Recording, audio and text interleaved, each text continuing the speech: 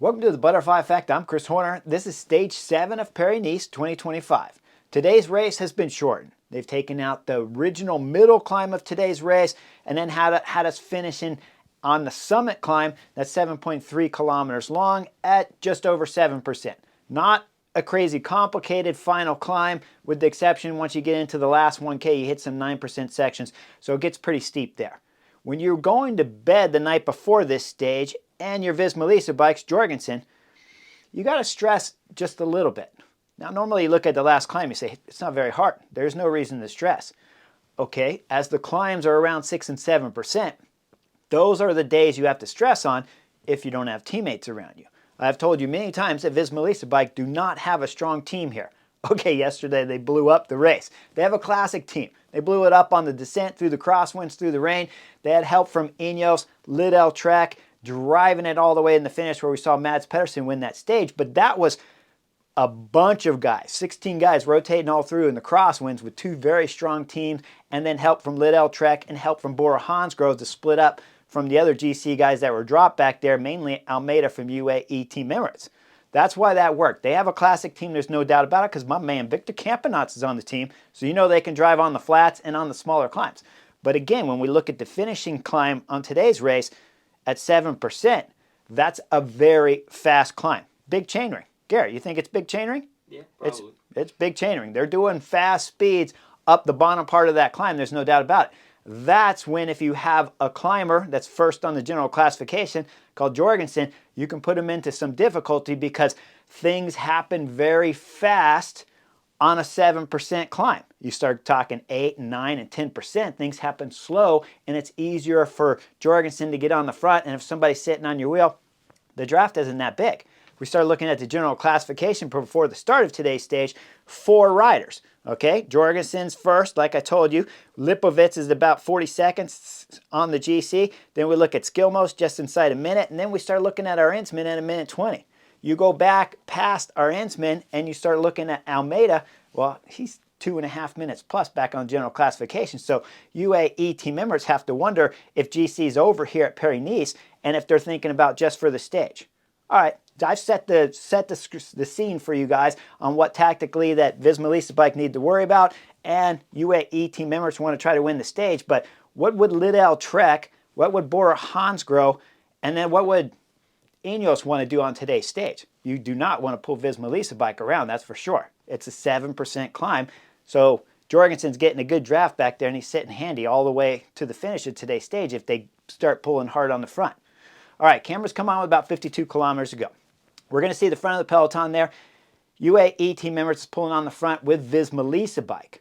Then we go back to into the caravan, and we see Mads Pedersen, Lidl Trek, back there with his car and stuff. He's coming back through the caravan. We come back to the front of the peloton, and we see they're coming up to this island as the peloton is split in the island. Visma bike's pointing it out. Bora Hansgrohe riders are pointing it out. Lidl Trek, though, Skilmos, doesn't see it to the last minute. He was going to the left side of the island, instead changes his mind, goes to the right. Bam, hits it dead center. Bike goes flying up in the air. He flips over. Skilmos is in big time trouble. As he's hitting the ground, his teammate's looking back at him, and his teammate knows that was a hard crash. Now we start going back, and we see Mads Pedersen. As Mads Pedersen's coming through the caravan, he's got the official running in front of him. Looks like the motorcycle official running in front of him. And Mads Pedersen just misses the island there with the car from Bahrain Victorious as he zigzags over, and now he's taking a look at Skilmos. And now, as we're sitting on the Chesterfield, we know third place here, Skilmos is in big time troubles because he's not moving much. Mads Pedersen's going to end up leaving his teammate, and we're going to see a bunch of medical people around Skilmos, as Skilmos is going to be done here for the day at Paris-Nice and for the rest of the week. He's going to need some recovery time. Hopefully he's okay. I don't know for sure. I didn't get the catch up on the latest news from him, but I'll put it down below right here, and I'll have Garrett put it in the picture so we know how he's doing, if it's up by the time the picture is edited. Now we go back up to the front. We see Visma bike riding some car tempo on the front, and now the cameras find the breakaway. The breakaway is up there with about 2 minutes and 25, 2 minutes and 30 seconds on the peloton, and they have 15 riders in this front group. The main thing to pay attention to in this front group are the 4 teams with multiple numbers of 2 riders each. Julian Alaphilippe's up there with Michael Storer. Keelan O'Brien's there from Jake Olula with Mario Schmid. Johan Jacobs from FDJ, he's there with Stefan Kuhn. Niels Pallas from EF Education is there with Jörg Steinhauser. Those teams you got to keep in mind with 4 of them. That means you could each put one guy on the front and drill it as hard as you can. But at the moment, the chemistry looks like it's pretty good in this group of 15, with the exception of the Ineos rider, Josh Tarling, sitting on the back. He's not a climber at all, and it's a summit finish like I've already told you, so that's why he's sitting last. The other teams, they have a possibility of winning up here, but when we look at Michael Storer, he's the biggest threat on general classification at 3 minutes and 55 seconds back from the time of Jorgensen. That puts him in the top 15. But at 3 minutes and 55 seconds, and the gap's already up at 2.5 minutes, he's the biggest threat to Visma Lease bike. So they got to ride some tempo back there. When we start going back again, we start seeing that Bora Hansgrohe's on the front. I already told you UAE team members have ridden the front too. But with Bora Hansgrohe riding the front, I'm sitting on Chesterfield. I don't quite understand this tactic. Do you want to win the stage or do you want to win the general classification? Because Lipovitz is 40 seconds back on the general classification. So he can put Visma Lease bike under some pressure right now to start having the ride to bring Storer back. Remember, if Storer could get the race leader's yellow jersey, Visma Lease bike's Jorgensen could probably drop him in tomorrow's stage. But that means Visma Lease bike Jorgensen has to ride the front at some point in time between today's stage and tomorrow's stage for sure if he wants to win the race leader's yellow jersey, and they want to give up yellow to Storer right now. Well, they don't want to give up yellow, that's why they're riding. But Red Bull Bora Hansgrohe, why are you guys riding? Okay, we come under 30 kilometers to go, and the gap has started to extend out, I assume because of all the chaos of the crash from Skilmos. The peloton has backed off just a tad bit, even though it's been strung out most of the time, and there's a lot of chaos in the roads and the road furniture still, but the pace is starting to go up to about 3 minutes.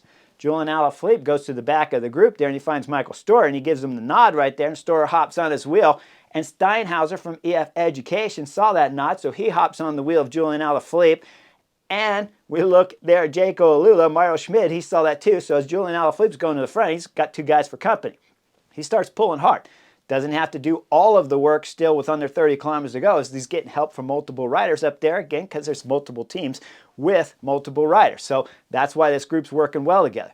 Now we come under 20 kilometers to go, and we're going into sprint points competition, and Julian Alaphilippe's leading out on the front there because Michael Storer wants to take the 6-second time bonus, which he does. As he takes the time bonuses, we go back to the peloton and back to film up a little bit. We see Bart Lamont getting dropped with 27 kilometers to go. That means Visma Lease bike's down to 5 riders. After the sprint competition, we see Affini getting dropped at 17 kilometers to go. That means now there's 4 Visma Lease bike riders up there. Jorgensen's one of them. Zingel is one of them. Perstrand is the other. And my man Victor Campenaut's one of them. But those last 3, not counting Jorgensen, they're not pure climbers, right? We got a summit finish coming up. Well, we're under 17 kilometers to go. The peloton's still being led up there by Perstrand and UAE Team Emirates along with Red Bull. Red Bull, why are you guys on the front? I don't know. They're knuckleheads. That's the only thing I can come up with. But they're riding. They're bringing back some time on the group up front. But the gap is still at over 2 minutes and 15 seconds, we'll call. Now, as we're coming in to the climb proper, we're getting under 10 kilometers to go. We see the gap is at 2 minutes and 10 seconds, I'll call it. As the group of 15 are coming into this climb, it's Julian Alaphilippe that's on the front throughout most of this stage at different points in times. It's not fair to say he's throughout most of the stage, but he's on the front a lot as they're coming into the climb. Now, we go back to the peloton. We start looking at 9 kilometers to go. It's going curb to curb now. Everybody's fighting for position right now because the climb's going to start with just over 7 kilometers to go. 8 kilometers to go, it's still curb to curb. 7 kilometers, they're coming into the climb at the group of the 15 in front. Julian Alaphilippe's on the front, drilling at the last few kilometers coming into this climb to give Michael Storer the best possible chance of winning today's stage 7 of Paris-Nice. Now, with this opportunity, Julian Alaphilippe's used up his legs just after the climb starts proper, and he blows. Once he blows, we see Keelan O'Brien for Jaco Alula. He's got Mario Schmid in this group. Mario Schmid has a shot at winning today's stage 2, so he's really riding hard for his teammate Jaco Alula. And then we go back to the peloton, and we start seeing his Narvaez from UAE Team Emirates on the front. Now, is UAE Team Emirates a knucklehead for riding the front? I don't think so, because Almeida at 2 minutes and 40 seconds back on general classification, it's a tall order for him to be able to win the general classification, but can he win the stage? Can UAE Team Emirates win the stage with Brandon McNulty and or Almeida. It's a possibility because they're down on GC, so if they start attacking, maybe there's a little bit of a leash they're given. But you got to make sure your riders have some good form. Brandon McNulty, that is, an Almeida, if you want a shot at winning this stage, because the break up front is still holding a gap of about 1 minute and 35 seconds. Now, as we go back up to the break, it started blowing up after Keelan O'Brien came off the front, and it's Clement from Cofidis that does a short pull at the front. Then we start coming back under about 4 kilometers, just over 4 kilometers ago, excuse me, and we see it's Michael Storer on the front. When Storer's throwing down, he's got some company on his wheel, but it's blowing up just behind him because Nielsen Palace is getting dropped. Jordan Jahit there from Total Energy is getting dropped. Josh Tarling's getting dropped. Ivan Romeo there from Movistar, he's getting dropped. Now we're left with 3 riders. Storer's at the front. Mario Schmid's sitting there. And then Steinhauser from EF Education is the 3rd rider, but he's stretching as the gap is getting a little bigger in front of him. He can't quite crawl his way back. We're going to be left with 2 riders in the front with Storer driving it like crazy. Storer's looking over his shoulder left and right. He wants some company right here to come to the front and start pulling, and he's even throwing the elbows while he's looking back. But Mario Schmid's on the limit. You see his eyelids drop just a little bit. He looks like he's suffering, or he's putting on a good suffer face right now, because Mario Schmid's going to stay on the front and keep driving it because the gap is limited to the group behind at 1 minute and 25 seconds. Now we start going down behind and see what's happening. Well, Narvaez blew. As Narvaez blew, it was time for Tobias Foss from Ineos to get on the front. Now, are Ineos a knucklehead for riding the front? If I back the film up, I can show you that all of the Visma Lease bike riders dropped, as Perstrand did a great job riding the front early. He dropped. Then we started looking at Zingle. He dropped back there. And with about 5 kilometers to go, my man Victor Campenaerts came off. So as Foss is driving on the front right now, Matteo Jorgensen's getting what? He's getting a free ride. Guys, at these kind of speeds on this climb, when you're sitting on the wheel and he's just a little bit back, Mads Pedersen's even in front of him, the sprinter, so you know this climb's fast. As Mads Pedersen's sitting on behind the Ineos train, Jorgensen is getting that same kind of draft, right? He doesn't have to touch the front, but this is a fast climb. This is not the time to be pulling American Jorgensen around. If you're Ineos and you're a threat on the general classification like our Ensman is, this is the time to start attacking. Let it go slow, let it go curb to curb, and let's see people start attacking. Well, they don't. Foss just keeps pulling on the front. Now we go up to the breakaway of 2 riders, and Storer now has got a gap on the Jayco Alula rider, Schmidt. Schmidt starts to blow. Storer now is going full gas. He's solo right now with 2.7 kilometers to go. As he's going solo, we go back to the group of favorites. Now we start seeing some attacks happening to try to put Jorgensen under the knife. Well, maybe that's what happens. First, we see that's Lenny Martinez throwing in attack, but Brandon McNulty comes to the front and starts to close it. Then Brandon McNulty gets on the front after closing the gap, looks back over his shoulder, but Almeida's sitting, I don't know, 12th position. He's quite a ways back there, so Brandon McNulty's not 100% committed. Then Felix Gall throws in attack. As Felix Gall throws in his attack, sitting down in the saddle, he's getting a gap, and Lenny Martinez jumps across. Why are none of the GC guys following these 2 guys? Because Gall and Lenny Martinez are not on threat or general classification, so Jorgensen's saying, nope, I don't have to do anything. I'm going to sit back here and let those guys go. They're not a threat to me. But Ineos, UAE, Bora Hansgrohe have all done a ton of work in this early stage for Visma Lease Bikes Jorgensen, and now Jorgensen still doesn't have to do any work. We see Brandon McNulty on the front, but he can't quite commit because Almeida is back there. Now things start blowing up in the group of favorites right now with the acceleration on the front with Brandon McNulty, and we start seeing Mads Pedersen coming off the back, and guess who's got behind him? Almeida's behind him. As Almeida's struggling and Mads Pedersen struggling to get back on, they come up around the right-hand bend, and Almeida passes Mads Pedersen and starts accelerating. Now the cameras are going up about 2 kilometers, 1.5K to go, and we see Storer still going solo, and he's got this gap just starting to get extended out up to about 15 seconds. So you know it looks like he's going to win today's stage, because once we go back and look at Felix Gall has dropped Lenny Martinez, but Felix Gall has some help because he's catching the remnants of the break, and it's Bruno Armai there. With Bruno Armai pulling full gas as hard as he possibly can for about 100 meters, Gall's got to go on his own. But at a 1 minute and 20 second gap, as the cameras go back up to Storer, they're going to spend some time on him in the last 1K because nothing's happened back down there with the group of favorites.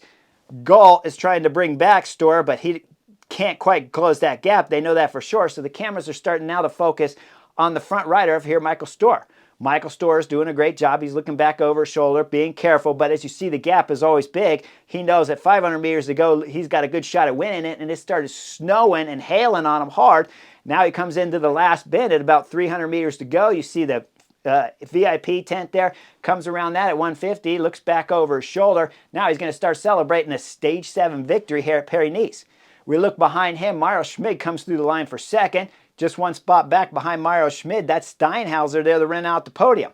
Now Felix Gall comes up, but he comes up about a minute, so he didn't get anywhere close to winning today's stage. Lenny Martinez is right behind him, but suffering big time as the Bahrain Victorious right across his line.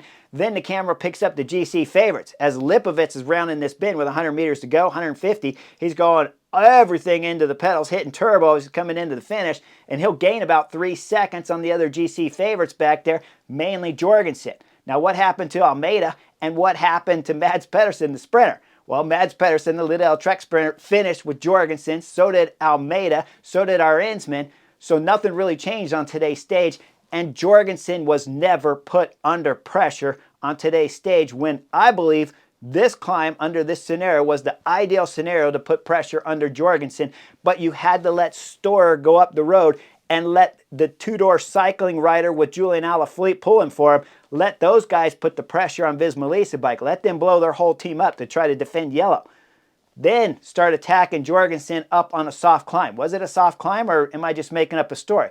Well, Mads Pedersen finished in the front group, so it had to be pretty soft. This kind of climb is the kind of climb you want to cause chaos and just keep attacking, but you got to be willing to lose second, third, fourth, fifth, sixth, seventh, eighth, ninth, and 10th, because even Astana were pulling up there to bring this break back through at one point in time. Now, if they want the stage win, that's not so bad. If UAE Team Emirates wanted the stage win, I can understand that.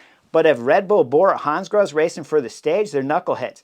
Ineos riding the front, trying to win for the stage, they're knuckleheads. When we start looking at UAE Team Emirates, it's questionable, but I won't call them a knucklehead. But when we start looking at those first two, Bora Hansgrohe and Lidl-Trek, you guys were knuckleheads to ride for Visma Lease bike on a stage like today when they don't have the climbers to back up Jorgensen.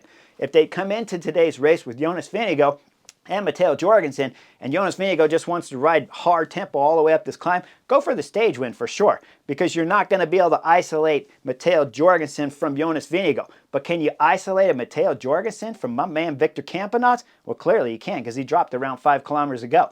So like and subscribe. Anything can happen on tomorrow's stage 8, because Visma Lease bike are down on climbers, and we still got a threat on general classification with Lipovitz back at 37 seconds. Going to be a great battle. Like and subscribe, and I'll see you guys for the next video real soon.